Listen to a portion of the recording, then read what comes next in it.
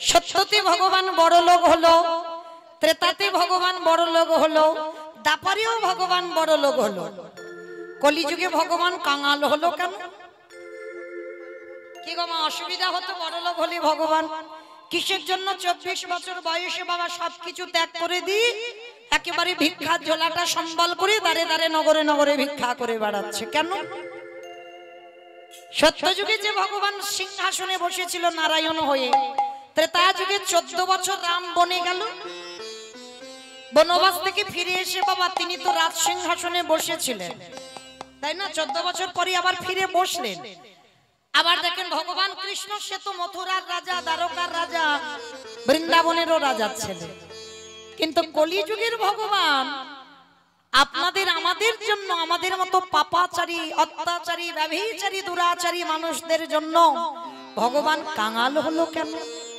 আর শুধু কাঙাল হলো নয় মা, ভগবান হয়ে জীবের দাঁড়ে দাঁড়ে বাবা যে হরিনাম নিচ্ছে তাকে দিচ্ছে, যে নিচ্ছে না তার হাতে ধরে পায়ে ধরে বলছে তোরা একবার হরিনাম কর।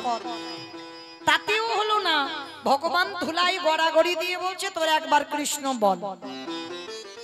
আচ্ছা মা, ভগবান ধুলা মাখবে কেন? যিনি বিশ্বের স্রষ্টা মালিক ভগবান, যার কোনো কিছু অভাব নাই, তিনি আজকে ধুলা মাখবে কেন? ভগবান ধুলাটা তো এমনি এমনি মাখেনি, মাখছে কেন জানো? যুগ ধর্ম প্রবর্তক নাম সংকীর্তন, চারি ভাব ভক্তি দিয়া না চাইন ভুবন, আপনি ভক্ত ভাব করি অঙ্গীকার, আপনি না করলে ধর্ম জীবের শিখানো না যায়, আপনি আচরি ধর্ম জীবের শিখায়, এই তো সিদ্ধান্ত গীতা ভাগবতে গায়।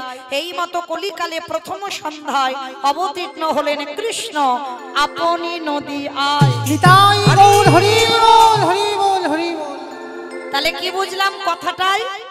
ভগবান নিজে ভক্ত ভাব নিয়ে এসেছে, নিজেই কিন্তু কৃষ্ণ। আমরা সবাই জানি বাবা মহাপ্রভু তো তিনি কৃষ্ণ, তাহলে কৃষ্ণ হয়ে কৃষ্ণ বলে কাঁদবে কেন? যে ভগবান রাধারানীকে বঙ্গ থেকে সৃষ্টি করলো, সেই ভগবান রাধা বলে কাঁদবে কেন? ওই যে বাবা শ্লোকে দেখালো, নিজে আচরি ধর্ম জীবেরই শিখায়, নিজে না করলে ধর্ম জীবকে শেখানো না যায়। ভগবান নিজে ধর্ম করে সমাজকে শিখিয়েছে, যার জন্য ভগবান ছোট বড় বিচার করছে না, সবার পাত ধুলাই গড়াগড়ি যাচ্ছে কেন? মহাপ্রভু সমাজকে শেখালো, ওরে কলির জীব, তোরাও যদি সাধুগুরু ব্রাহ্মণ বৈষ্ণব দেখিস, তাদের চরণ ধুলাই লুটিয়ে পড়। গুরুজনদের সম্মান করতে সে, গুরুজনদের যে কিভাবে কথা বলতে হবে সেগুলো শিখতে হবে। তাহলে ভগবান হয়ে ধুলা মেখেছে কেন মা? এই কথাটা আমাদের খুব জানা দরকার। কেন মাখলো জানো ধুলাটা? শুনে নাও। আচ্ছা মা, সকাল হয়েছে, সকালবেলা ঘুম চোখটা খুললাম, আর ঘুম চোখটা খুলে বাবা সকালবেলা একটা খুব ভালো কাজে যাব, শুভ কাজ, আর পাশ বাড়ির সঙ্গে আমার খুব ঝগড়া, মানে ঝগড়া বলা ভুল, মানে এত ঝগড়া থানা পুলিশ মামলা চলছে। আচ্ছা মা, সকালবেলা শুভ কাজে বার হব, স্নান টান করে ভালো পোশাক পরে সবে একটা পা বের করেছো, সেই শত্রু সামনে পড়ে গেছে। ভালো করে বুঝে সুঝে উত্তর দেবে কেমন? তাহলে শুভ কাজে যাচ্ছ, শত্রু সামনে পড়েছে, ভালো করে বলেন বাবা প্রণাম করে তবে তাকে যাবেন কি মা? যাবো আরো মাথায় হাত দিয়ে সকালবেলা ওখানে বসে পড়বো, হায় হায় আমার দিনটা মাটি হয়ে গেল, কারণ শত্রুর মুখ দেখলাম, মানে আজকের আমি যে কাজে যাব আমার যাত্রা অশুভ হয়ে যাবে। কি বাবা এটাই আপনারা আমরা সবাই বলবো তো? কেন? শত্রু মানে ওর মুখ দেখে গেলেই আমাদের যাত্রা অশুভ হবে, কিন্তু না, এইখানে একটা শিক্ষার ব্যাপার আছে বাবা, মনে রাখতে হবে সবাইকে। এমনি এমনি যুধিষ্ঠির মহারাজ বাবা সশরীরে স্বর্গে যায়নি, অর্জুন যেতে পারলো না, ভীম যেতে পারলো না, নকুল সহদেব যেতে পারলো না, দ্রৌপদী পঞ্চসতীর মধ্যে একজন সতী, তিনিও যেতে পারলো না, কিন্তু যুধিষ্ঠির মহারাজ গেল কেন?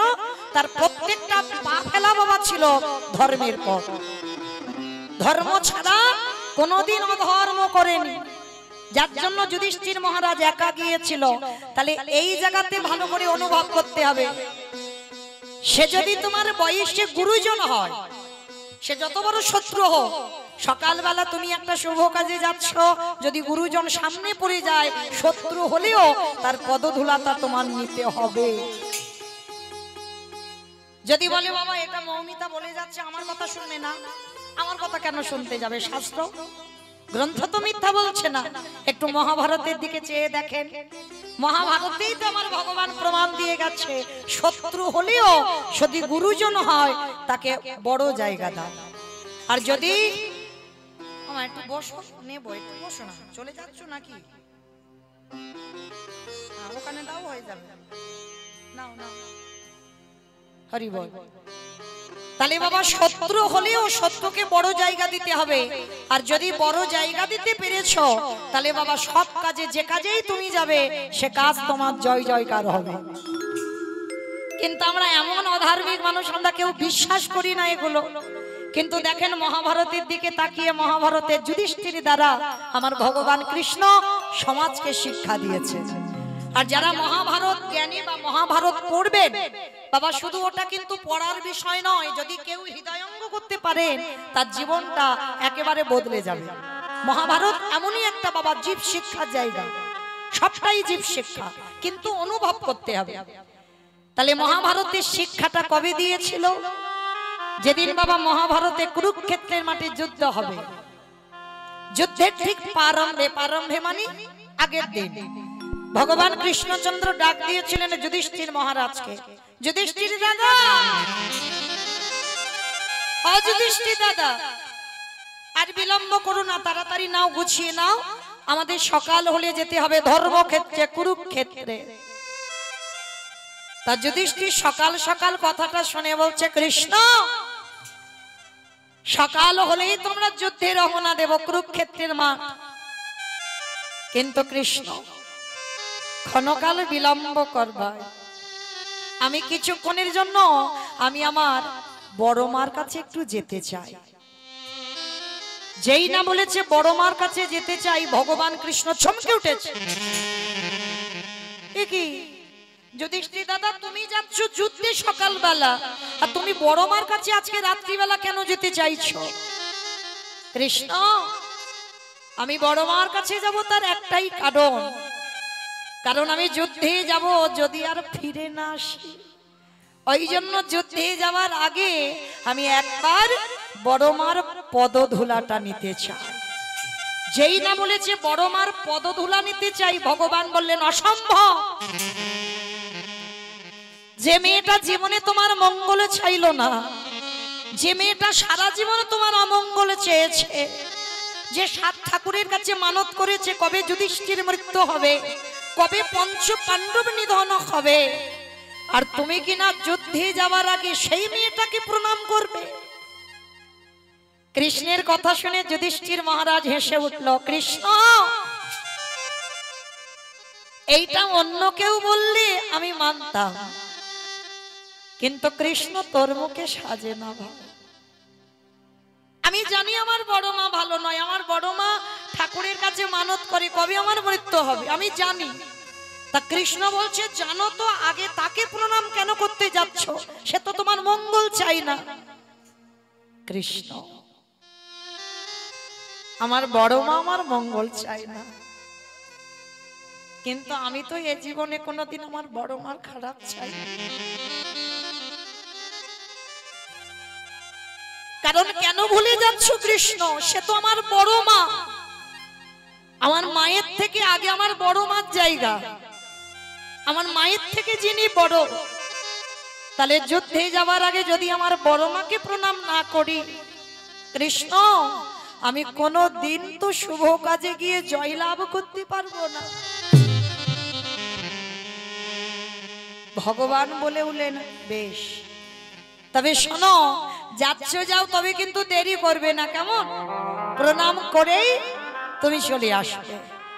যুধিষ্ঠির মহারাজ বলে উঠলেন, বেশ।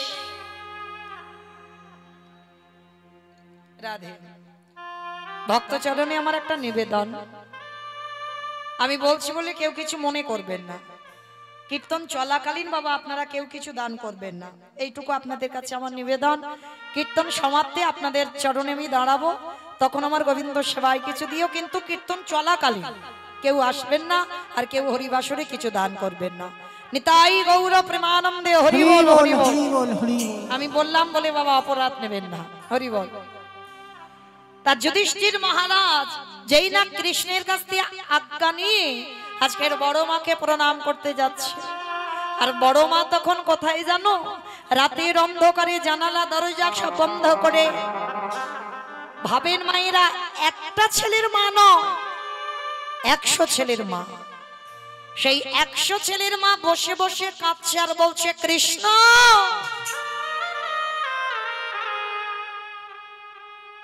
একটা একটা করে আমার শতপুত্র দিলি বাবা, কিন্তু তার মধ্যে কি আমার একটা ছেলেকে তুই পারলি না কৃষ্ণ ভক্ত করতে? 99টা ছেলে খারাপ করে দিতে পারতিস, তুই তো পারতিস একটা ছেলেকে আমার ভালো করে দিতে, তাও তুই করলি না। বসে বসে মা কাঁদছে। কেন কাঁদছে গো? এ জগতে সন্তানের মঙ্গল হবে না অমঙ্গল হবে, সবার আগেই মার হৃদয়টা জানতে পারে যে আজ আমার ছেলের ভালো হবে না আজ আমার ছেলের মন্দ হবে। বুঝতে পেরে গেছে বাবা, আজকের আমার 100টা ছেলে সকালবেলা যুদ্ধে যাবে, ওরা কেউ আর ঘরে ফিরবে না। আর মা গান্ধারী কাঁদছে, আর সেই সময় যুধিষ্ঠির এসেছে, দরজা ধাক্কা দিয়ে ডাকছে, বড় মা। ভালো করে ভেবে দেখেন বাবা, যে বড় মা সব সময় ঠাকুরের কাছে কাঁদে কবে যুধিষ্ঠির মরবে, সেই যুধিষ্ঠির যুদ্ধে যাওয়ার আগে বড় মার কাছে যাচ্ছে। ও বড় মা। বড় মা কে? যুধিষ্ঠির কণ্ঠস্বর। তাড়াতাড়ি করে দরজাটা খুলে দেখে না যুধিষ্ঠির দরজায় দাঁড়িয়েছে। কি চাস? কি চাস? কেন এসেছিস সেখানে? চলে যা বাবা, একবার যদি আমার দুর্যোধন তোকে দেখে এক্ষুনি তোকে বধ করে দেবে, পালিয়ে যা। বড় মা, তোমার দুর্যোধন আমায় মারবে না। কেন জানো? এখন আমি তার দাদা আছি, এখন আমি তার শত্রু হইনি। কাল সকালে যখন যুদ্ধে নামবো, ভাইরা 100 জন আর আমার ভাইরা আমরা 5 জন যখন যুদ্ধক্ষেত্রে দাঁড়াবো, তখন আমরা শত্রু হব। কি চাস? কেন এসেছিস রাতের অন্ধকারে আমার কাছে? বড় মা, জীবনে তো তোমার কাছে কিচ্ছুটি চাইনি, আজ আমি তোমার কাছে একটা জিনিস চাইবো, তুমি দেবে। কি চাস? কি নিবি বলে রাতের অন্ধকারে এসেছিস না? আগে ত্রিসত্য করো, আমি চাইলে দেবে। আরে বাবা, আমার কাছে যদি থাকে তো দেব, আর যদি না থাকে আমি তোকে দেব কি করে? আছে, আছে বড় মা, তোমার কাছে আছে বলেই তো তোমার কাছে এসেছি। বেশ, যদি থাকে আমার কাছে আমি তোকে দেব, বল কি চাস? ওগো বড়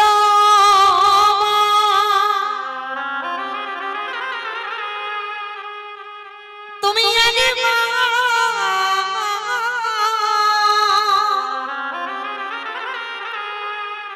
তুমি একবার আমার মাথায় হাত দিয়ে আশীর্বাদ করে দাও, যেন কাল সকালবেলা যুদ্ধে তোমার যুধিষ্ঠির প্রথমবারে মৃত্যু হয়ে যায়। ওরে খোকা,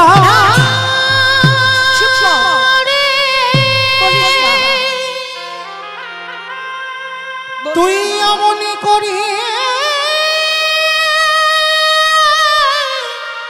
বলিস না, পারবো না। আমি যে বড় মা হয়ে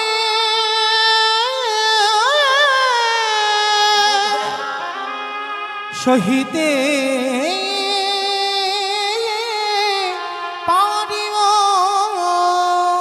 না। চমকে উঠল গান্ধারী, অসম্ভব। আমি মা হয়ে তোর মাথায় হাত দিয়ে বলবো যেন কাল যুদ্ধে তোর মৃত্যু হোক?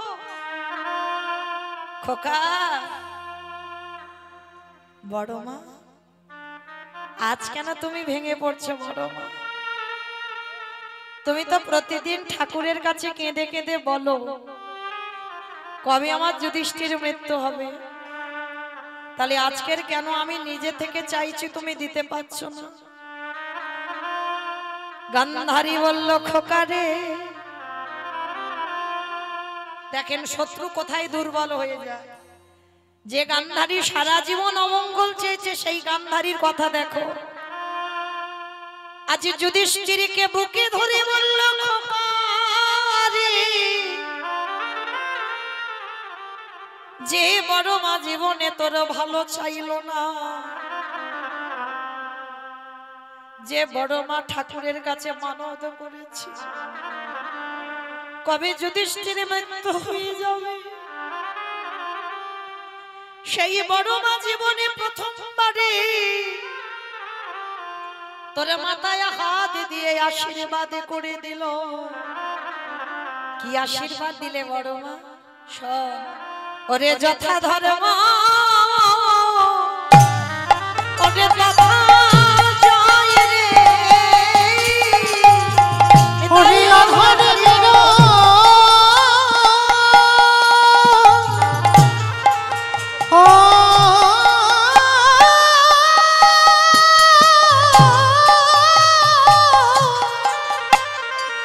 ওরে অধর্মের হবে হয় রে, ওরে যথা ধর্ম তথা জয় রে। গান্ধারী বলল খোকারে, এই বড় মা জীবনে তোর ভালো চাইনি, আজ জীবনে প্রথমবারে তোর মাথায় হাত রেখে বললাম যে পক্ষে আমার কৃষ্ণ ওরে সে পক্ষের কি ওরে অপমৃত্যু হয় রে, যে পক্ষে নিতাই গৌর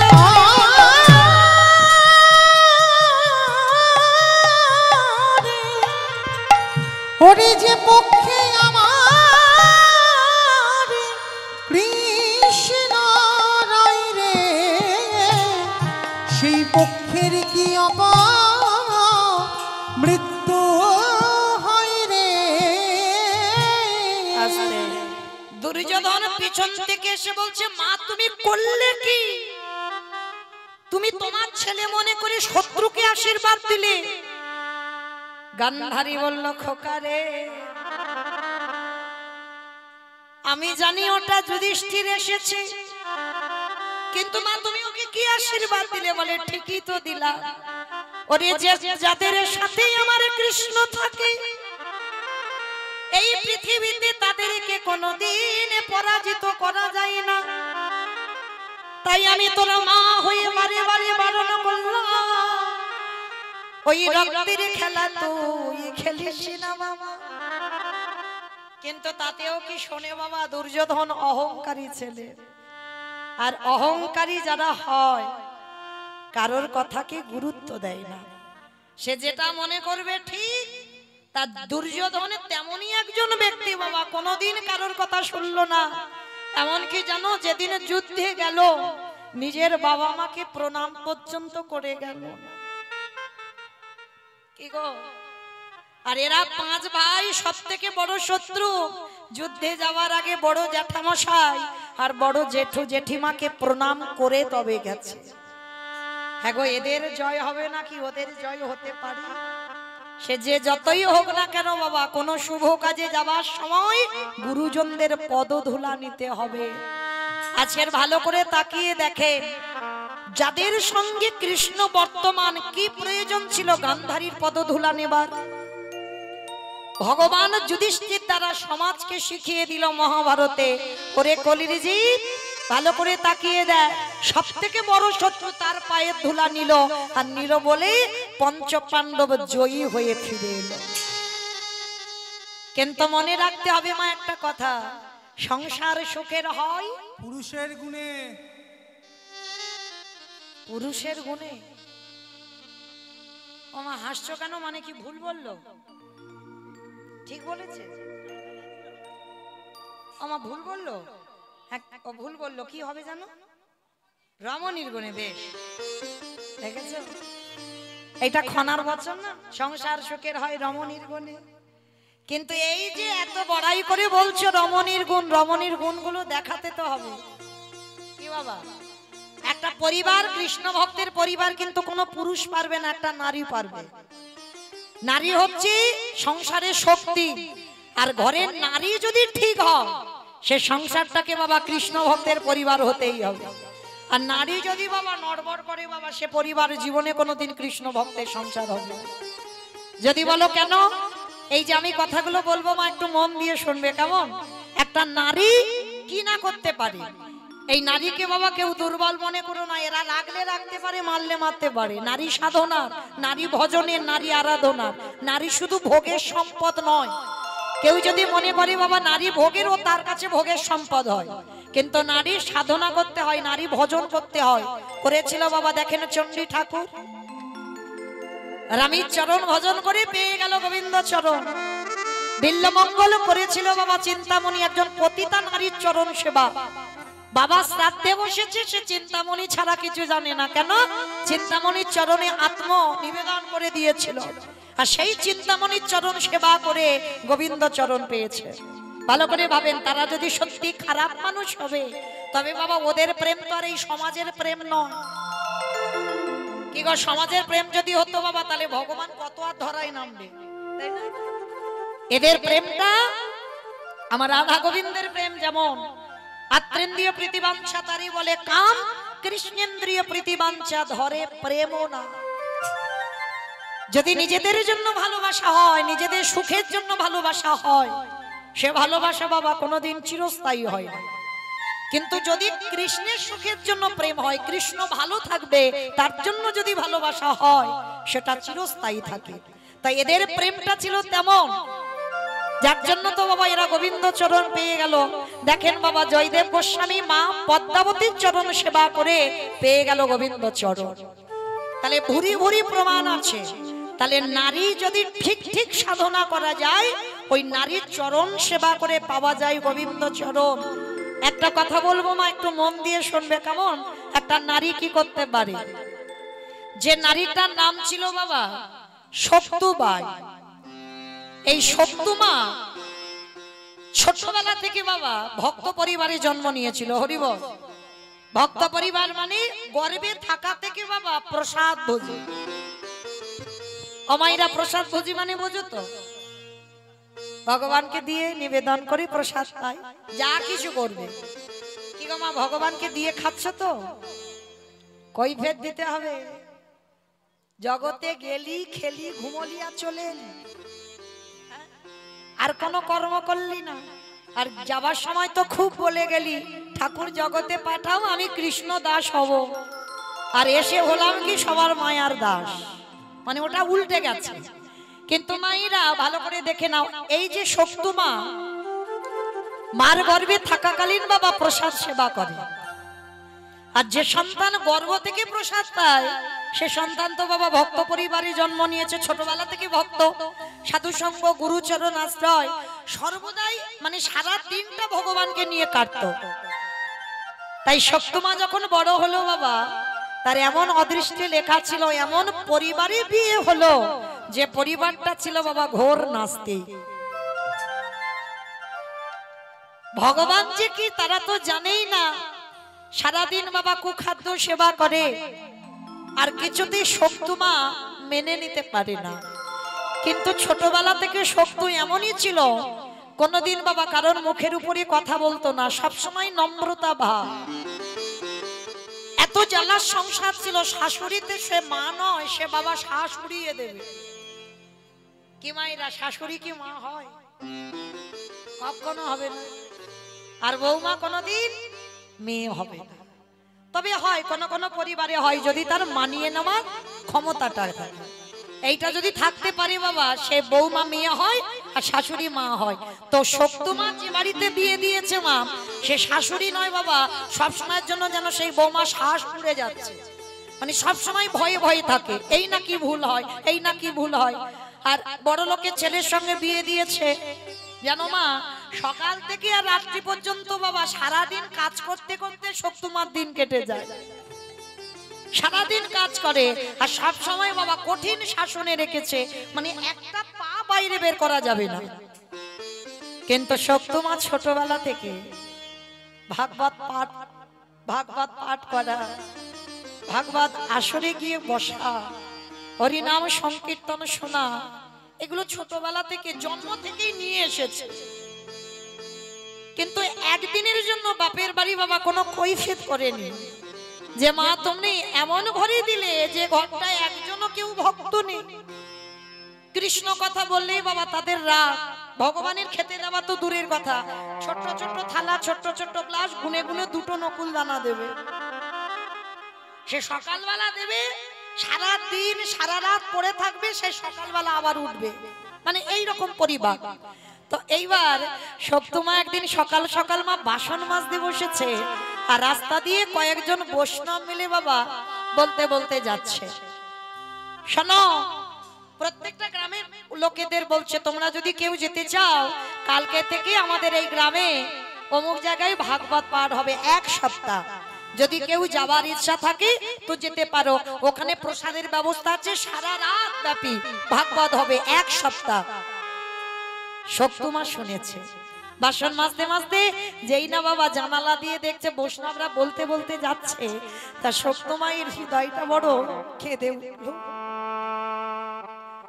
অনেকদিন হয়ে গেল আমি ভাগবত পাঠে যাই, অনেকদিন হয়ে গেল সাধুগুরু বৈষ্ণব সঙ্গ করিনি, যাই, আজকের একবার আমি মাকে বলবো যে মা তুমি আমার অনুমতি দাও, আমি একটু ওই ভাগবত পাঠ শুনতে যাব। তো শক্তমা কি করেছে, সকাল সকাল সব কাজ সেরে নিয়েছে, কোনো কাজ আর শাশুড়ি বলতে পারবে না, এটা হলো না কেন, ওটা হলো না কেন, মানে কিছু বলতে পারবে না। তাড়াতাড়ি কাজগুলো সেরে নিয়ে শাশুড়ির কাছে মাথায় ঘোমটাটা দিয়ে, গলায় কাপড়টা দিয়ে বলছে করজোর করে, মা, ও মা, একটা কথা বলবো। কি কথা? ও মা, এই আমাদের গ্রামের শেষের বাড়িতে ভাগবতের আসর হচ্ছে 1 সপ্তাহ, ও মামা তুমি আমার অনুমতি দাও না, আজকের আমি সন্ধ্যায় একটু ভাগবত শুনতে যাব। অসম্ভব, ছি ছি ছি ছি ছি ছি, ঘরের বউ হই তুমি এই রাতের অন্ধকারে তুমি ভাগবত শুনতে যাবে? হ্যাঁ, দেখাচ্ছি মজা, জ্বালাও, ছেলেকে বলবো, আর ছেলে বললে তোমার ব্যবস্থা করে দেবে। এমন শাশুড়ি মা, যেই না ছেলে এসেছে ছেলের কানে এমন করে লাগিয়েছে মা, ছেলে আগু পিছু কিছু বিচার করলো না, কিন্তু কথা শুনলো না, বউয়ের কাছ থেকে সঙ্গে সঙ্গে বেতের বাড়িটা দিয়ে শক্তকে বেত্রাঘাত করলো, দূর হয়ে যা, বেরিয়ে যা, এত বড় স্পর্ধাম, তুই আমার বাড়ির বউ হয়ে তুই যাবি ভাগবত আসরে? হ্যাঁ, এত মারা মেরেছে বাবা, শাশুড়ি আর স্বামী দুজনে মিলে মেরেছে, সর্বাঙ্গ থেকে বেত্রাঘাতের এত রক্ত ঝরে ঝরে পড়ছে। তবু একটা দিন বাপের বাড়িতে জানাইনি বাবা, কোনো কৈফিয়ত নয়, সর্বদাই ভগবানের চরণে জানায় আর বলে, গিরিধর আমি জানি যেটা তুমি করো সেটা তুমি ভালোর জন্য করো, জানি না এটা আমার কি ভালো, আমি ছোটবেলা থেকে তোমার চরণ আশ্রয় করেছি, তুমি ছাড়া আমি জীবনে কিছু জানি না, আর আজকে এমন বাড়িতে আমার বাবা মা বিয়ে দিল, সকাল থেকে রাত্রি পর্যন্ত কাজ করতেই হয়, আর একটু কিছু বাবা পান থেকে যদি চুন খসে পড়ে অমনি আমাকে মারে, বসে বসে রাত্রিবেলা কাঁদছে। বলো না ঠাকুর আমি কি অন্যায় করেছিলাম তোমার কাছে, একবার তুমি দেখা দাও না। গিরিধর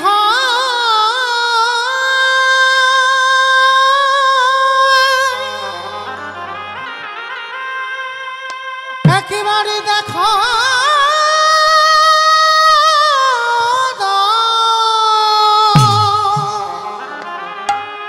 ওগো তুমি না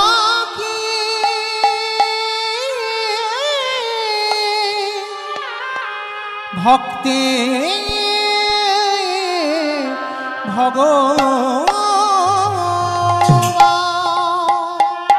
বসে বসে শক্তমা জানালা দরজা বন্ধ করে আকুল প্রাণে কাঁদছে। জোরে কাঁদা যাবে না, জোরে কাঁদলে তো আবার এসে শাশুড়ি মা মারবে।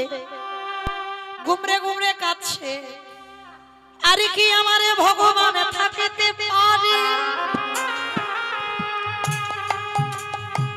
ভক্ত যদি একবার কাঁদা প্রাণে ডাকি, আমারে ভগবান রাতের অন্ধকারে ওই শাশুড়ি মারে রূপ ধারণ করে দরজায় এসে ধাক্কা দিচ্ছে। বৌমা ছমছম উঠেছে সব। তার মানে কি আমি কাঁদছি শুনতে পেয়েছি, আবার আমাকে মারবে। সব সময় মেয়েটা ভয়ে ভয়ে থাকে, মাথায় ঘোমটা দিয়ে যেই না দরজাটা খুলে দিয়েছি,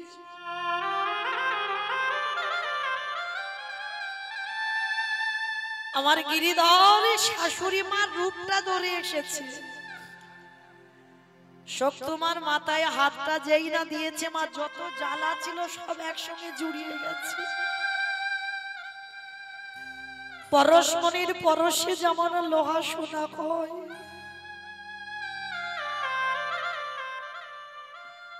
আমার গোবিন্দ পরশে জগতে না জানে কি না কয়।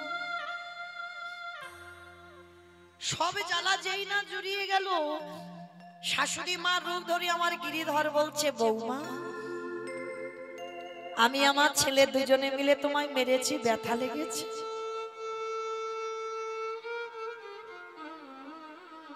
কিছু বলছে না শক্তমা, শুধু নয়ন জলে বহু ভাসাচ্ছে। না মা, আমার কিছু হয়নি। ঠিক আছে, ছেলে তো এখন ঘরে ঘুমাচ্ছে, যাও। অধিক রাত হয়েছে আর ওদিকে ভাগবতের আওয়াজ শুনতে পাচ্ছি, যাও তুমি দেরি করো না। এই রাত্রিবেলা আমি তোমায় অনুমতি দিচ্ছি, আমার ছেলে তো জানে না ঘরে ঘুমাচ্ছে, যাও তুমি ভাগবত আসরে চলে যাও। চমকে উঠেছে শক্তমা, মা আমি যাব? হ্যাঁ আমি তো অনুমতি দিচ্ছি, তুমি যাও। আরে হ্যাঁ বৌমা শোনো, ফেরার সময় আমার জন্য ওই ভাগবত শুনে একটু প্রসাদী নিয়ে আসবে, কেমন? ধরে ধরতে পারলো না, চিনে চিনতে পারলো না কে এসেছে। যখনই চিনতে পারলো না, ভগবান তো অনুমতি দিয়েছে শাশুড়ির বেশ ধরে।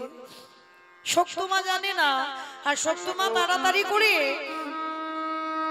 শাশুড়ি মার কাছ থেকে অনুমতি নিয়ে শাশুড়ি ঘরের দরজা বন্ধ করে ঘুমাচ্ছে রাত্রিবেলা। আর এ কি করেছে, রাতের অন্ধকারে ভগবান যেই না শাশুড়ি হয়ে অনুমতি দিয়েছে, ভগবান নিজেই দরজা খুলে দিয়েছে। আর দরজা খুলে দিতেই শক্তমা ছুটতে ছুটতে একেবারে ভাগবত আসরে গিয়ে বসেছে। সারা রাত ধরে ভাগবত কীর্তনে বিভোর, সারা রাত নাচ গান ভক্ত সঙ্গ সাধু সঙ্গ সব করেছে। আর সবার সঙ্গে পড়ে সারা রাত কেটে গেল। ওদিকে আমার ভগবান মন্দিরে বসে বসে ভাবছে, এ তো সকাল করে দিল, শাশুড়ি মা যদি জেগে যায়, স্বামী যদি জেগে যায়, এখনো এঁঠো বাসন পড়ে আছে, বাসি জামা কাপড় পরে আছে, শাশুড়ি মা রেখে দিয়েছে। আবার ইচ্ছা করে ঘর বাড়ি নোংরা করে রাখবে যাতে বৌমা সারাদিন কাজ করে। ভগবান মনে মনে ভাবছে, মেয়েটা সারা রাত জেগে আসছে, ওর যে বড় কষ্ট হবে। যাই, গীতায় একটা শ্লোক আছে না বাবা, অনন্য চিন্তায়ন্ত মাং যেজন পর্যবস্মতি তেষ্যানিত্যাভিযুক্ত নাম যোগক্ষেম বহম। ভক্তের যদি খাওয়া না হয়, ভগবান নিজে সবজির বোঝা মাথায় করে নিয়ে ভক্তের বাড়িতে এসে খাইয়ে দিয়ে যায়। যোগক্ষেম বহম, ভক্তের বোঝা আমার ভগবান নিজে মাথায় করে বয়ে বেড়ায়। তো আজকের ভগবান কি করেছে, শক্তমার হয়ে নিজের হাতে সেই এঁঠো বাসনগুলো নিয়ে যে ভগবান নিজে মাজছে। সকালবেলা এসে কাজ করতে হবে, জামা কাপড় কাচতে হবে, ভগবান নিজে জামা কাপড়গুলো কেচে দিয়েছে। সকাল হলে এক্ষুনি তো ঘর বসতে হবে, আগে থেকে ভগবান সামনে রেডি করে দিয়েছে। বিছানা ঘর বাড়ি পরিষ্কার করে দিয়েছি, আর শক্তমাকে এসে কোনো কাজ করতে হবে না। আর এদিকে সকাল হয়ে গেছে, শাশুড়ি দেখেছে বাসন পড়ে আছে, শাশুড়ি দেখছে পড়ে আছে, কিন্তু ভগবান তো করে রেখে দিয়েছে। শক্তমা তো এসে দেখবে সব কিছু রেডি হয়ে আছে। এবার সকাল হয়ে গেছে, সকাল হতে ভাগবত শেষ হয়েছে, শক্তমা ছুটতে ছুটতে আসছে। আর এসে যেই না দাঁড়িয়েছে বাবা, শাশুড়ি মা বেতের বাড়ি নিয়ে দরজার ধারে দাঁড়িয়ে আছে।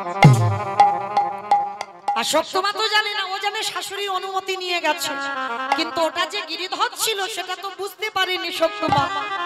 এইবার দরজা ধারে যেই না শাশুড়ি বেতের বাড়ি নিয়ে দাঁড়িয়ে আছে, আর এসে শক্তমা তাড়াতাড়ি করে মাকে আগে প্রণাম করে বলছে, মা বাবা জানো আজকের আমি সারা রাত খুব নেচেছি, গেয়েছি, কত ভক্ত ছিল, কত সাধু সঙ্গ করেছি, কত সুন্দর ভাগবত পাঠ করেছে। মা তুমি বলেছিলে না প্রসাদ আনতে, এই নাও তোমার জন্য প্রসাদ এনেছি। ছি ছি ছি ছি ছি ছি, সারা রাত তার মানে তুই বাইরে ছিলি? এত বড় সাহস তুই আমার আদেশ অমান্য করে, আমার আদেশ ছাড়া তুই বাইরে পা দিয়েছিস? চমকে উঠলো শক্তমা। মা এটা আপনি কি বলছেন? আমি তো আপনার অনুমতি নিয়ে গেলাম, আমি তো যেতে চাইনি। আপনি তো রাত্রিবেলা গিয়ে আমাকে বললেন যা, আমি ছেলেকে বলবো না। কি বললি? এত বড় মিথ্যা কথা, এত বড় মিথ্যাবাদী। আমি ঘরে ঘুমাচ্ছিলাম আর তুই আমার নামে বদনাম দিচ্ছিস। ছেলেকে ডেকেছে, আবার ছেলে মা দুজনে মিলে শত্রুকে বেত্রাঘাত করছে। শত্রুমাকে দূর হয়ে যা, বেরিয়ে যা, গিরিধর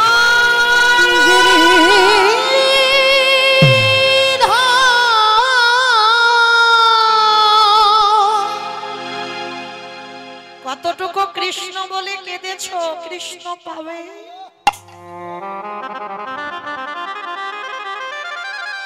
ভগবান পেতে গেলে বাবা আগে কাঁদতে শিখতে হবে। ভগবান তো একটা জায়গায় দুর্বল হয়ে যায়, ভক্তির চোখের জন্য। শক্তমাকে এত মার মারছে, কোনো প্রতিবাদ নয়, শুধু করজোর করে দাঁড়িয়ে বলছে, গিরিধর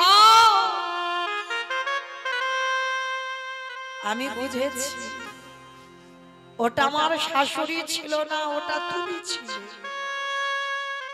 ও সকালবেলা মার খাইয়ে হয়নি, ওই জন্য আবার ফিরে পরের দিন সকালবেলা মার খাওয়া।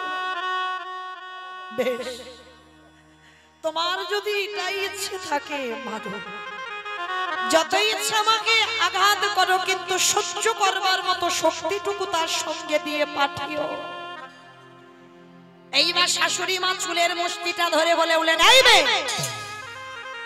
বাসি বাসন পড়ে আছে, বাসি কাপড়গুলো পড়ে আছে, জামা কাপড় বিছানা পড়ে আছে, ঘর বাড়ি মোছা হইবে, আর তুই সারা রাত ভাগবত পাঠে গিয়েছিলিস, কে করবে কাজগুলো? চুলের মুষ্টিটা ধরে টানতে টানতে গিয়ে যেই না কলের ধারে ফেলেছে, শাশুড়ি মা দেখেছিল কিছুক্ষণ আগে বাসন মাজা নেই, এঁঠো বাসন পড়ে আছে, আর শক্তমাকে নিয়ে যেই না গেল, দেখলো বাসন মেজে সব গুছানো আছে। শক্তমার শাশুড়ি দেখে তো চমকে উঠেছে। বিছানা ঘরের মধ্যে গিয়ে দেখছে বিছানা ঘর পরিষ্কার, ঘর দাবা মোছা হয়ে গেছে, বাসি কাপড় কেচে ছাদে মেলা, সবকিছু কাজ হয়ে গেছে। শাশুড়ি মা অবাক হয়ে গেল, কে করলো কাজগুলো? শক্তমা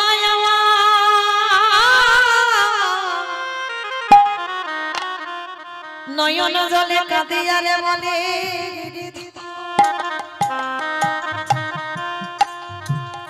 সেই যদি তুমি কৃপা করবে,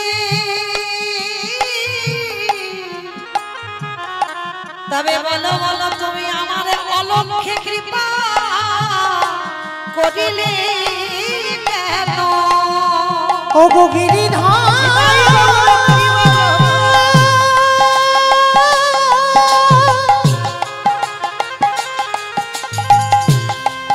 একেবারে দেখা দেখা দাও,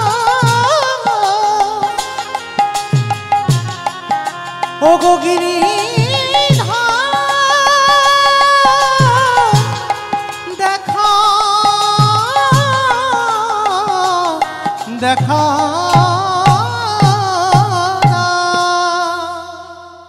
যেই না বাবা গিরিধর গিরিধর বলে কাঁদছে, শক্তমা বলে উঠলেন গিরিধর তোমার ইচ্ছাই তো জগৎ চলে।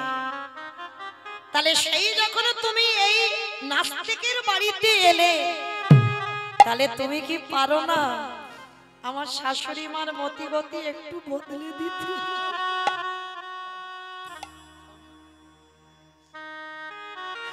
তুমি কি পারো না আমার স্বামীকে চিরজনমের মতো তোমার চরণের দাস করে দিতে? বলো না, তোমার ইচ্ছাতে যদি সব হয় তুমি কেন পারো না? সবার মাঝখানে ধরে শাশুড়ি মা যখন কাঁদছে আর শক্তমা বারে বারে বলছে দেখা দাও দেখা দাও দেখা দাও। ভগবান জানে সব নয়নে দেখা যায় না। দন্তস্ববা সব মানে সর্বস্ব, তালেবের সভা সব মানে মরা। এখানে যারা দাঁড়িয়ে আছো বসে আছো কীর্তনীয় সম্প্রদায়, এগুলো তালেবের সভা সব মানে মরা। এ মরা চোখে কোনোদিন ভগবানকে দেখা যায় না। তাহলে কি করব? ভগবান মনে মনে ভাবছে আমি যদি দেখা না দিই তাহলে তো এরা শক্তিমান উপরে আরো অত্যাচার করবে, আমাকে দেখা দিতে হবে। এইবার ভক্তবাৎসল্য ভগবান যেই না শাশুড়ি একটা স্বামী শক্তিমাকে মারছে, ওই তাদের মাঝখানে আমার গিরিধর বাঁকা করে বাঁকা হাতে মুরলি ধরে দাদা দাদা এসেছে বুঝি ভক্তি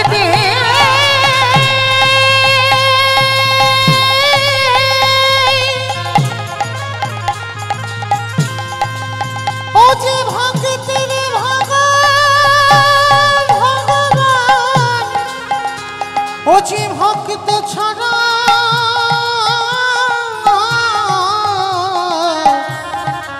কিছু জানি না। চমকে উঠলো শাশুড়ি মা, তার স্বামী চমকে উঠলো। তার মানে আমরা এতদিন শত্রুকে চিনতে পারিনি যে আমাদের কি সম্পদ ঘরে আছে।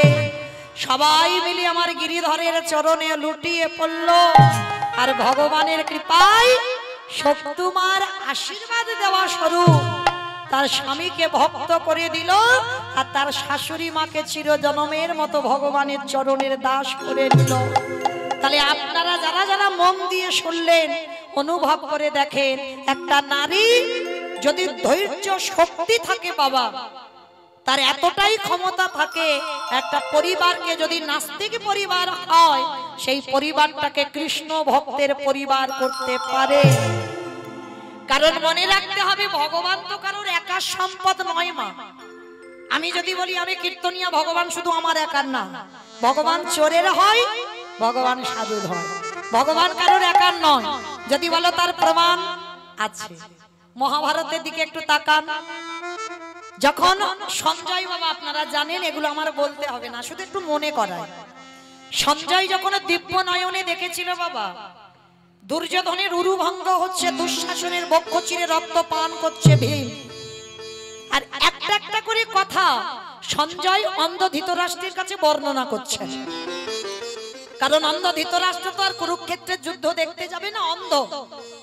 আর কখন কি ঘটনা ঘটছে সঞ্জয় দেখে দেখে অন্ধ ধৃতরাষ্ট্রকে বলছে। আচ্ছা বলো তো বাবা, কোন অন্ধ পিতা যদি সে কানে শোনে ভীমের গদার আঘাতে দুর্যোধনের উরুভঙ্গ হলো, কোন অন্ধ পিতা যদি শোনে ভীম তার একটা ছেলের বক্ষ চিরে রক্ত পান করছে, কোন বাবা যদি শোনে সেই বাবার পরিণতিটা কি হয়?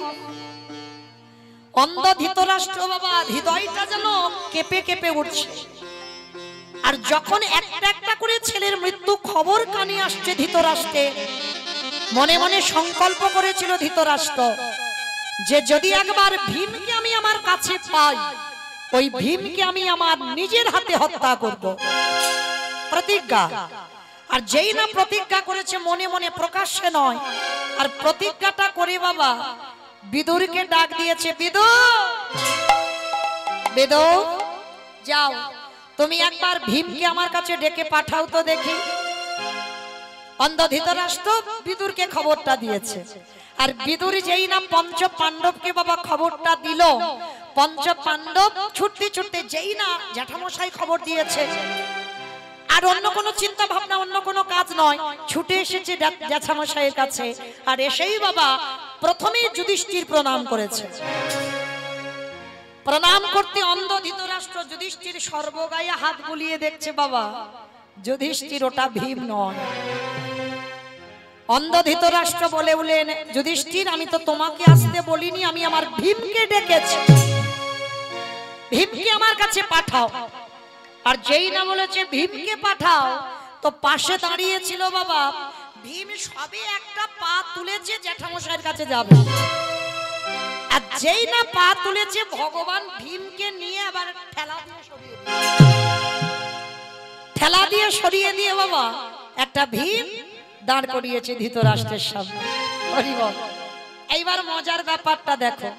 আর যেই না ভীমকে দাঁড় কালালো, ধৃতরাষ্ট্র এমন করে খোকা বলে বুকে জড়িয়ে ধরেছে, বাবা ধুলোর মতো গুঁড়ো হয়ে গেছে। অন্ধ ধৃতরাষ্ট্রের শরীরে বাবা একটু আদ্রু বল নয়, হাজার হাতির বল, হাজার হাজার হাতির বল আছে ধৃতরাষ্ট্রের শরীরে বাবা। যদি চোখ দুটো থাকতো, কিন্তু ওই যে চোখ দুটো কেড়ে নিয়েছে, বল দিয়েছে, বল দিলে কি হবে, চোখ নেই তো। আর অন্ধ ব্যক্তি বাবা কি করতে পারে, কিছু করতে পারবে, পারবে না তো। কিন্তু যখনই ভীমকে এত রাগ হয়েছে ধৃতরাষ্ট্রে, বুকে চেপে ধরে বাবা ভীমকে ধুলোর মতো গুঁড়ো করে দিয়েছে। আর যেই না ভীম ধুলোর মতো গুঁড়ো হয়ে গেছে, এইবার অন্ধ ধৃতরাষ্ট্র কেঁদে উঠলো। কেন কেঁদে উঠলো বাবা? দেখবেন কোন কোন ব্যক্তি আছে বাবা রাগের মাথায় অনেক ভুল কাজ করে ফেলে। ওই জন্য সবাইকে বলবো, যে কোনো কর্ম করবে বাবা কর্মের আগে 10 বার ভাববে, 10 বার ভাবার পর তারপরেই একটা কাজ করবো। হঠকারিতা হঠাৎ করে একটা কাজ করব না, 10 বার তাকে সুযোগ দাও, 10 বার তাকে ক্ষমা করো, ক্ষমা করার পরে তারপরে তুমি একটা সিদ্ধান্ত নাও। তো অন্ধ ধৃতরাষ্ট্র বাবা যেই না বুকে চেপে ধরে, হঠাৎ করে তো রাগ হয়ে গেছে, মানে ভীমের গদার আঘাতে দুর্যোধনের ভঙ্গ হয়েছে, ভীম দুঃশাসনের মেরেছে, আর সেই পুত্র শোকের দাবানল জ্বলছে ধৃতরাষ্ট্রের শরীরে। আর একেবারে এমন করে চেপে দিয়েছে ভীম ধুলো হয়ে গেছে। আর যেই ভীম মরে গেছে বাবা, অমনি ধৃতরাষ্ট্র কেঁদে উঠলো। আর ভগবান বাবা যেন জেনেও না জানার ভান করছে, জ্যাঠামশাইয়ের কাছে এসে মাথায় হাত দিয়ে বলছে, ও জেঠু কি হলো, কাঁদছো কেন? ওরে কৃষ্ণ রে, আমি ভুল করলাম, আমি অন্যায় করলাম, তুই আমায় ক্ষমা করে দে বাবা। বিশ্বাস কর, আমি ভীমকে মারতে চাইনি, রাগের মাথায় যখন শুনলাম আমার ছেলেদের ওই মেরেছে, রাগের মাথায় আমি রাগ সামলাতে পারিনি, রাগের মাথায় ওকে চেপে ধরে মেরে দিয়েছি। ওরে কৃষ্ণ রে, আমি অপরাধী, অপরাধী, আমি পিতা সম হয়ে পুত্রকে নিজের হাতে হত্যা করলাম, তুই আমায় ক্ষমা করে দে। ভগবান দাঁড়িয়ে দাঁড়িয়ে খিলখিল করে হাসছে। ধৃতরাষ্ট্র বলছে, কৃষ্ণ তুই হাসছিস? বলে, জেঠু যদি কোনো ব্যক্তি অপরাধ করে, যদি পরক্ষণে সে নিজে নিজে অনুতপ্ত হয়, যে কর্মটা করলাম ঠিক নয়, যে কাজটা করলাম আমি ভুল করেছি, যদি বাবা নিজে অনুতপ্ত হও, ভগবানের কাছে জানাও, ঠাকুর আমার ভুল হয়েছে কাজটা করে, আর এটা যদি তোমার মধ্যে থাকে, ভগবান বলছে তাকে পাপী বলে গণ্য করা হবে না, সে যত অন্যায় করুক ক্ষমা করে দেওয়া হবে।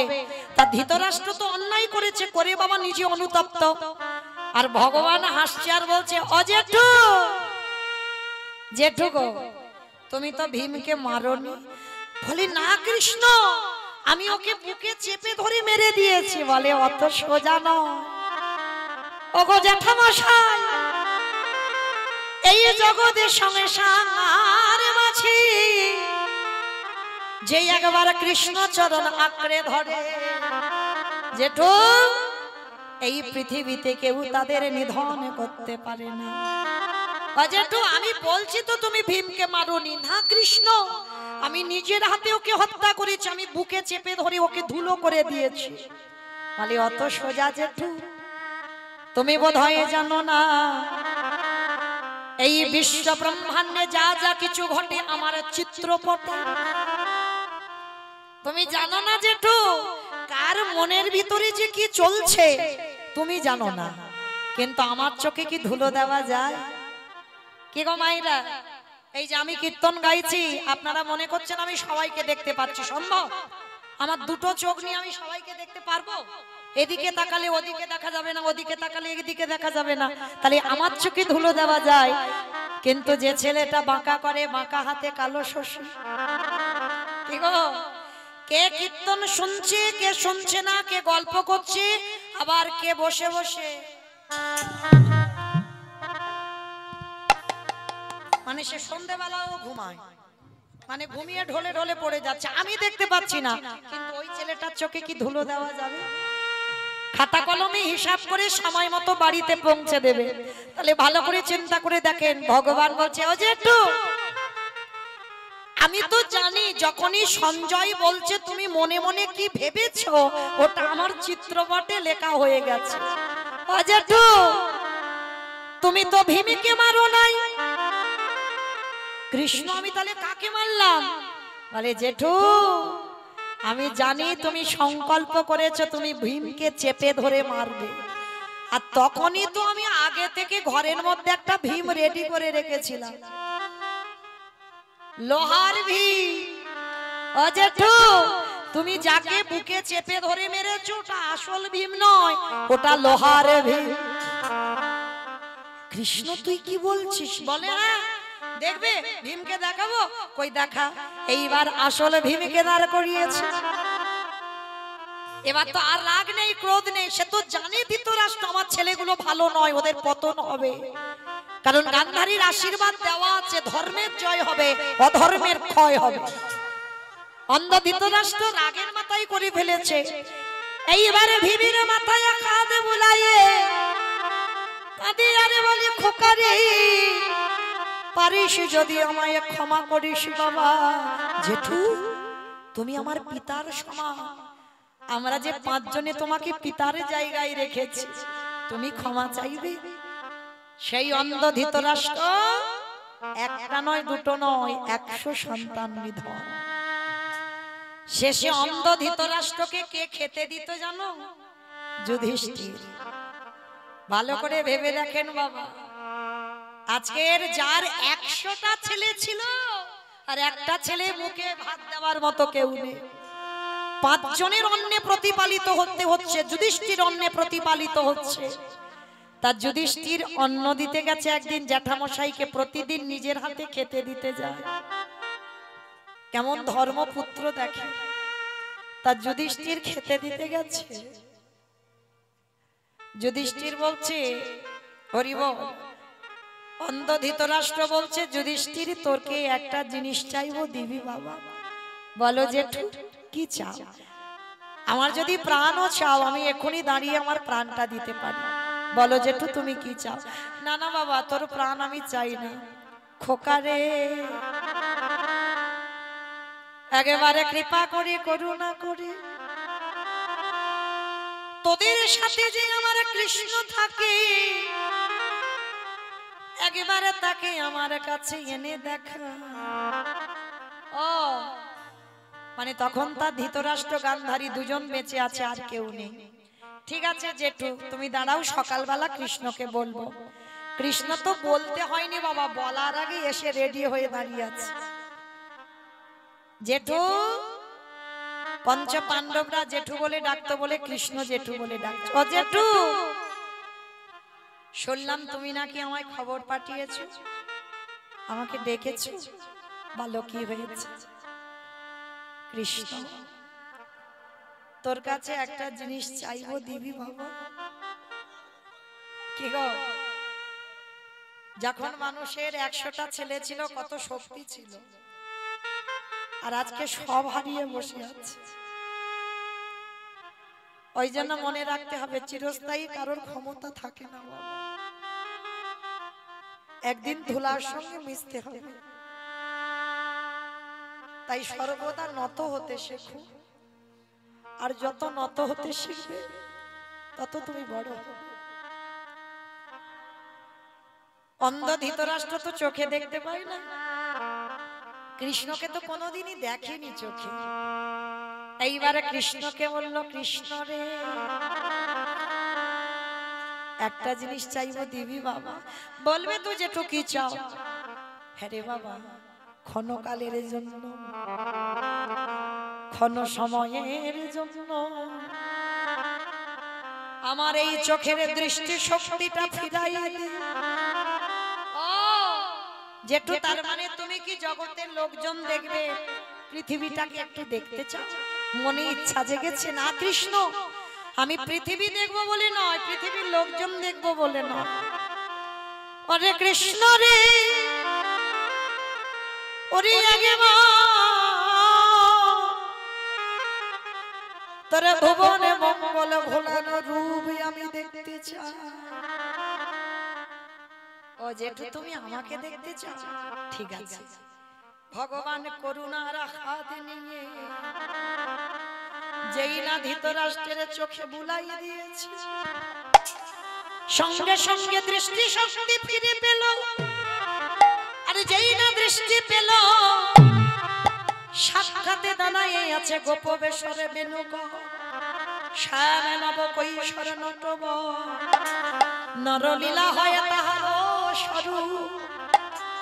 যেই না ভগবানে আমার বংশী হাতে দাঁড়াইছে, স্বর্গ থেকে উলুধ্বনি হরিধ্বনি জয়ধ্বনি, হরি বল হরি বল হরি বল। স্বর্গ থেকে পুষ্প বৃষ্টি হলো। আরে অন্ধ ধৃতরাষ্ট্র সাক্ষাতে ভগবানকে দর্শন করলো। আরে দর্শন করে বলল, কৃষ্ণ রে আর একটা জিনিস চাইবো। আবার এই তো তুমি চোখ চাইলে চোখ দিলাম, আবার কি চাও? কৃষ্ণ আর একটা জিনিস দে, দে দে আমার অন্ধ করে দে, একেবারে দে রে আমায় অন্ধ করে দে রে। ওরে যে নয়নে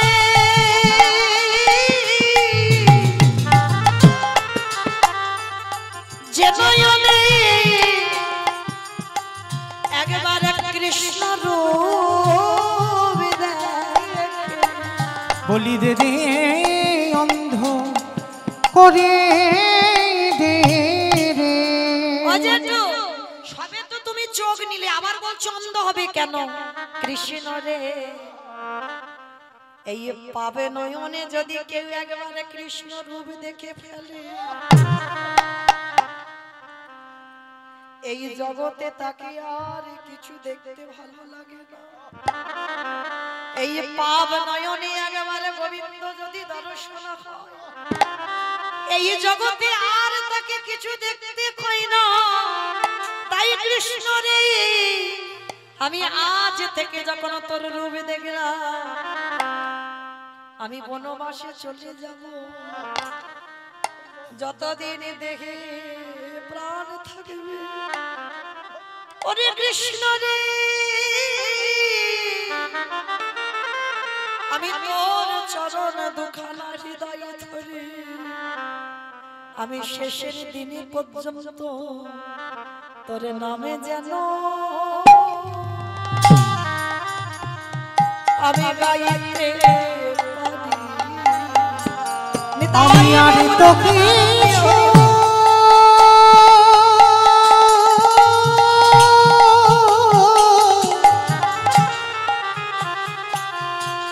আমি আর তো কিছু চাই না কৃষ্ণ, সারা জীবনে তোরে নাম যেন গাহিতে পারি।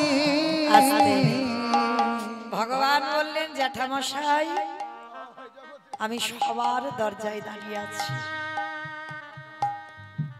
সবার দরজায় আমি দাঁড়িয়ে আছি শুধু ডাকার অপেক্ষা। সবাই তোমায় ভালোবাসে ভালোবাসে ভালোবাসে এটা বলে, কিন্তু সবাই তোমায় সময় থাকতে ডাকে না। তাই সবার কাছে আমি বলবো, ভগবানের কাছে প্রার্থনা করবে, তুমি আপনা হতে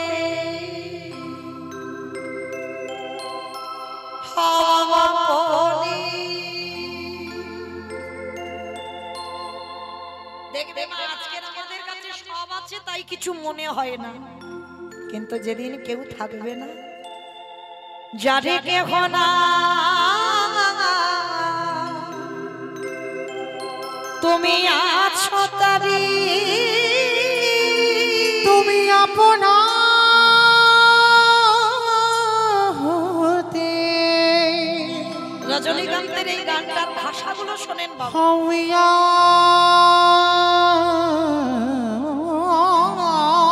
আপনার যেদিন আমার কেউ থাকবে না, যারে কেহ নাই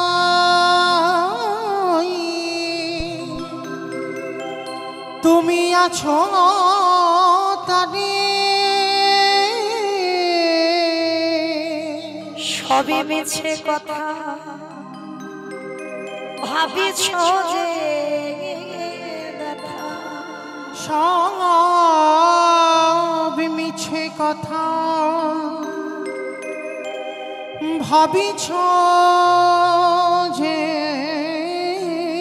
ব্যথা, বড় ব্যথা লাগে মরণে। কেন বঞ্চিত হব চরণে, কেন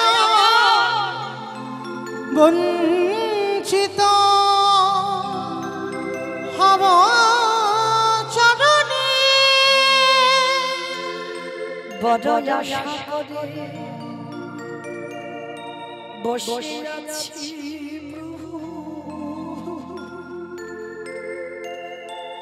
জীবনে না হয় মরণে। আমি বড়ই আশা করে যদি আমার জীবনকালে দেখা না দাও, বসে আছে পাব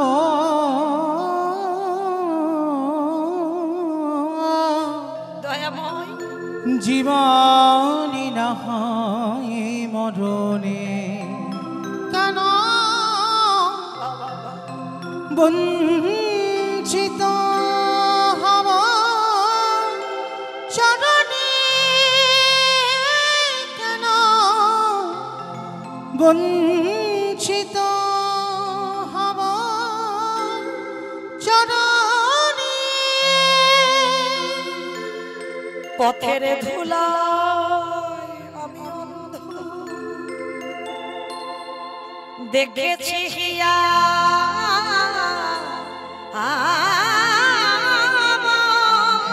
হয়ে পথের ধুলায়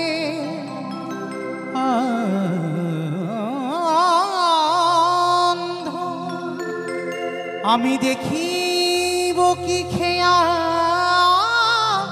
মান্ধ, পারে বসে পা কত বলে পাপি, পারে বসে পা কত বলে পাপি, কেন ডাকো দিন সরণে, কেন বঞ্চিত হব চরণে,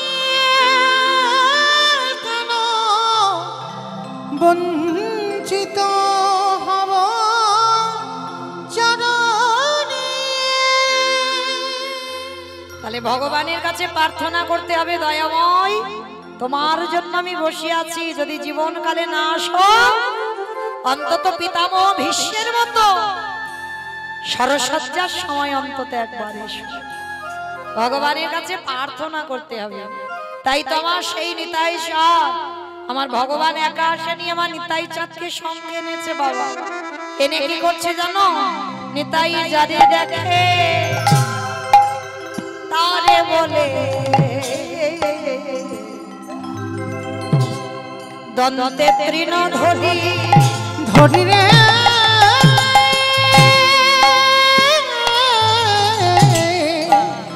নিতাই যারে দেখে তারে বলে আজ দন্তে তৃণ ধরি ধরি রে। আস্তে মেয়েরা তৃণ মানে কি গো? খড় খড়। তৃণ মানে নাকি খড়? ঘাস। বেশ, তৃণ মানে ঘাস। নিতাই চাঁদ দাঁতে ঘাস নিয়েছে বাবা। কিরকম একটা পদাবলীটা শুনতে লাগছে না? এগুলো কিন্তু কোনো বানানো গান নয়, বৈষ্ণব পদাবলী। এই কীর্তনাশ্বরী বাবা এগুলো অবশ্যই শুনতে হবে। তাহলে নিতাই চাঁদ দাঁতে ঘাস নিয়েছে, এই কথাটা কেন বললো? কারণ তখনকার দিনে বাবা একটা নিয়ম ছিল, গুরুজনদের সামনে যে তুমি একটা কথা বলবে, কথা বলার আগে তোমাকে দাঁতে ঘাস নিতে হবে। আর দাঁতে ঘাস নিলে কি বুঝবি যে কথাটা সত্যি বলছে বা কথাটা বিনতার সহিত বলছে। তাই নিতাই চাঁদ দাঁতে ঘাস নিয়েছে, নিয়ে কি করছে জানো? নবদ্বীপের অলিতে গলিতে যারে দেখে তার পদ ধরে বলে তোদের ঘরে আমি বাসন মেজে দেব, তোদের ঘরে আমি পাটনা বেটে দেব, তোদের ঘরে আমি কাপড় কেচে দেব, তোদের ঘরে আমি রান্না করে দেব। আমি বলছি না, নিতাই চাঁদ বলছে যা বলবি আমি তাই করে দেব, তোরা যেটা যেটা কাজ বলবি আমি করে দেব, কোনো মাইনে দিতে হবে না। কিন্তু তার বিনিময়ে তোদের একটা কাজ করতে হবে। কি কাজ জানো? তোরাই আমারে তোরাই আমারে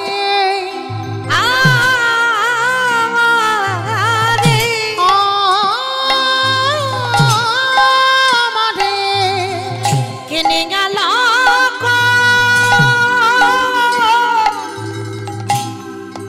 তাহলে যা বলবি তাই করব, তোদের একটা কাজ করতে হবে। সেই কাজটা কি? কই দেখি একবার হাত দুটো ধরো তো। এই কাজটা করতে বললো নিতাই চাঁদ। একবার বলো গৌর হরি নিতাই গৌর হরি।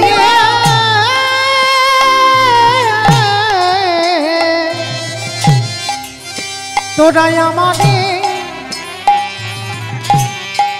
কিনিয়ালা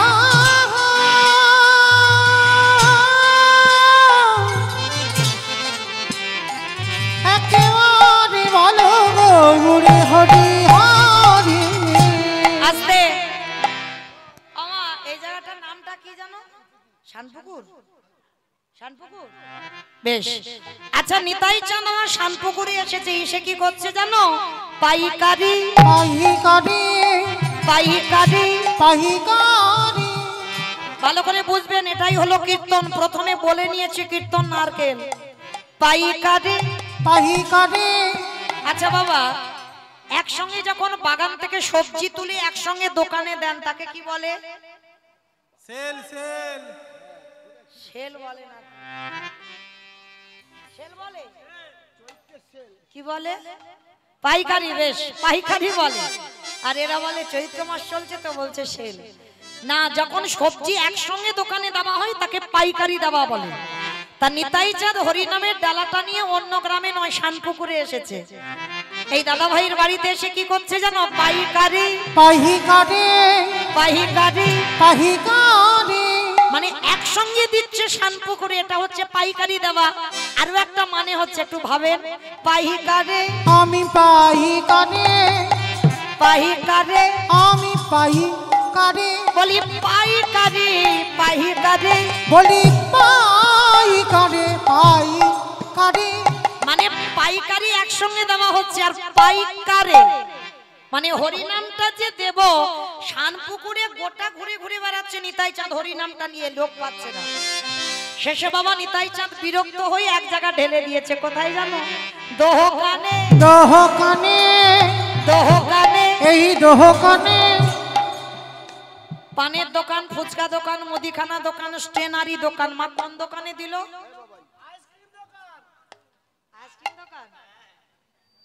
আইসক্রিম দোকানে দিল? কোন দোকানে দিল? হ্যাঁ বাহ, কীর্তন বোঝে। দোকানে, এই দোকানে, এই দোকানে, এই দোকানে যারা দোকানে খুলে বসে আছে, হরি নাম দিল দোকানে, যারা দোকানে খুলে বসে আছে নাম দিল দোকানে। এত বলি নেতাই যা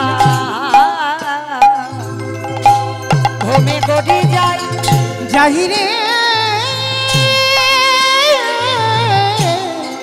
এত বলি নিতাই চাঁদ, আজ ভূমে গটি যাই না। ওগো সোনার আহা সোনার পর্বত যেন ধুলাতে লুটায় লুটাতা, আহা সোনার পার কত যেন ধুলাতে লুটাই লোটাই। তোরা কে কি নিবি তোরা কে কি নিবি আয়। আবারও দুটো মানে হচ্ছে কে কি নিবি তোরা কে কি নিবি আয়। তোরা কে কি মানে কে কিনবি কে কি নিবি তোরা কে কি নিবি আয়। বলি গোলকের অমূল্য তোরা কে কি নিবি নিতাই আয়। দারে দারে বিলাইছে, নিতাই দাঁড়ি দাঁড়ি বিলাইছে, নিতাই দারে দারে বিলাইছে, নিতাই দাঁড়ি দাঁড়ি বিলাইছে, বলি মধুমাখা কৃষ্ণ না দাঁড়ি দাঁড়ি বিলাইছে, বলি আমার আমার দয়াল নিতা, দাঁড়ি দাঁড়ি বিলাইছে, বলি আমার আমার দয়াল নিতা, দাঁড়ি দাঁড়ি বিলাইছে, বলি আমার আমার দয়াল নিতাই, দাঁড়ি দাঁড়ি বিলাইছে, আমার আমার দয়াল, দাঁড়ি দাঁড়ি বিলাইছে, আমার আমার দয়াল নিতাই, দাঁড়ি দাঁড়ি বিলাইছে, দাঁড়ি দাঁড়ি বিলাইছে। আহা সোনার পার বত যেন আজি ধুলাতে লোটাই, ধুলাতে লোটাই। হেন অবতারে যার রতি না জন্মিল, যারে রতি না জন্মিল, দাসিল অচন বলে সেই পাপী, শুধু এলো আর গেল। এলো নিতাই গো, হরি বল, হরি বল, হরি বল।